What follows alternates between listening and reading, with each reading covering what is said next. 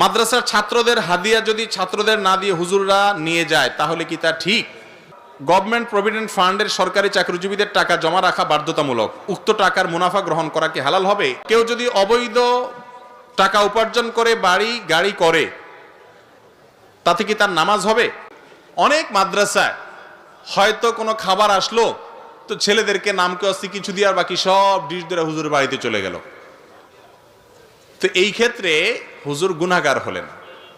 ওই চেয়ারম্যান সাহেব, মেম্বার সাহেব, কমিশনার সাহেব বা অন্য সাহেবরা তারা যদি কোনো সম্পদ মানুষের জন্য আসে এটা কুক্ষিগত করেন, অন্যায়ভাবে ভোগ করেন, সেটা যেরকম গুনাহ, এই হুজুরের হাদিয়ার ব্যাপারে 2 নম্বরই করাটাও একই রকমের গুনাহ, কোনো সন্দেহ নেই। অনেক হুজুর এটা করেন।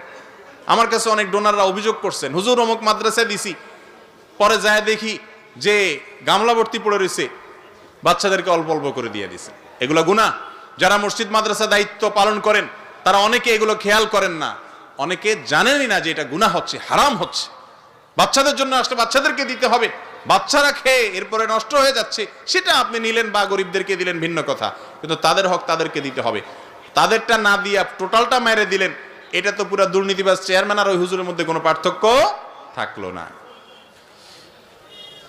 জিপিএফ গভর্নমেন্ট প্রভিডেন্ট ফান্ডের সরকারি চাকরিজীবীদের টাকা জমা রাখা বাধ্যতামূলক। উক্ত টাকার মুনাফা গ্রহণ করা কি হালাল হবে? ইন্টারেস্টিং একটা মাসআলা। এই টাকা খাওয়া জায়েজ হবে, এটা সুদ হবে না। যারা সরকারি চাকরি করেন, সরকারি চাকরিতে যেই পরিমাণ প্রভিডেন্ট ফান্ড এর টাকা কেটে নেওয়া হয় বাধ্যতামূলক, সেটার সাথে সরকার অতিরিক্ত যে টাকা দেয় এটাকে মুনাফা সুদ যাই বলুক, সুদের যে সংজ্ঞা সেটার মধ্যে এটা পড়ে না, যার কারণে সুদ হবে না। এটা আমার মত না, বাংলাদেশে প্রায় সব ওলামাদের মত। মৌলানা আব্দুল মালিক সাহেব, ডক্টর আব্দুল্লাহ জাহাঙ্গীর রহমাহুল্লাহ, আরো বড় বড় ওলামা ইকরামের স্পষ্ট ফতোয়া আছে এ ব্যাপারে যে এটা সুদ হবে না। তবে হ্যাঁ, সরকারি চাকরিতেই যেই পরিমাণ প্রভিডেন্ট ফান্ড আপনি ইচ্ছাকৃত কাটাচ্ছেন, সেই প্রভিডেন্ট ফান্ডে যে অতিরিক্ত টাকা আসবে সেটা সুদ হবে, কারণ ইচ্ছাকৃত আপনি কাটাইছেন। আর আগের যেটা বাধ্যতামূলক কাইটা নিছে, সেখানে আপনার আসলে কিছু করার ছিল না, আপনি নিজে সেটা কেমন যেন পানি নাই, দেওয়ার সময় অতিরিক্ত দিছে, এটা সুদ হবে না। এরপরে প্রশ্ন হলো, কেউ যদি অবৈধ টাকা উপার্জন করে বাড়ি গাড়ি করে তাতে কি তার নামাজ হবে? ভাই, হারাম উপার্জনকারীর কোনো দোয়া কবুল হয় না এবং জাহান্নামে সে যাবে। তবে হারাম উপার্জন করলে নামাজ হবে না, বিশুদ্ধ হবে না এমন কথা নাই। নামাজ এমনিতে বিশুদ্ধ হবে। এই নামাজ আল্লাহ কবুল করবেন কিনা, যে এই নামাজ হারাম খেয়ে দেহ গঠন করে কবুল করা হয়েছে, সেটা ভিন্ন প্রশ্ন সাপেক্ষ বিষয়।